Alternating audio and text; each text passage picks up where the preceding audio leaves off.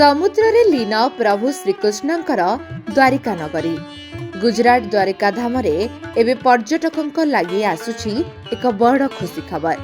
खूब शीघ्र पर्यटक माने समुद्र रे लीन श्रीकृष्णंक नगरी निजे बुली देखि पारिबे। द्वापर रे श्रीकृष्णंक द्वारिका नगरी रो भास्कर्य किभଳି थिला से सबु जानिबा लागि लोकंक मध्यरे जे उत्कंठा रहिथिला ताहा दूर हेबो। कारण गुजरात सरकार आसंता 2024 दीपावली सुधा द्वारका आरंभ करेंगे बुड़ा जहाज योजना। बुड़ा जहाज रे एकाथरकरे 30 रु 40 जन पर्यटक बसी द्वारिका नगरी बुली देखिपारे। गुजरात रे पर्यटन क्षेत्र रे अभिवृद्धि लगी सरकार एही नुआ योजना तैयारी करुछंती। मुंबई रो माजागांव डॉक शिप बिल्डर्स को सह एथिलागी राज्य सरकार चुक्ति करिसंती।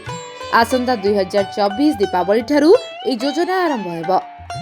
दक्ष बुड़ाजहाज चालक सह भारतीय नौसेनार टीम ए बुड़ाजहाज चलाइबारे सहायक हेबे।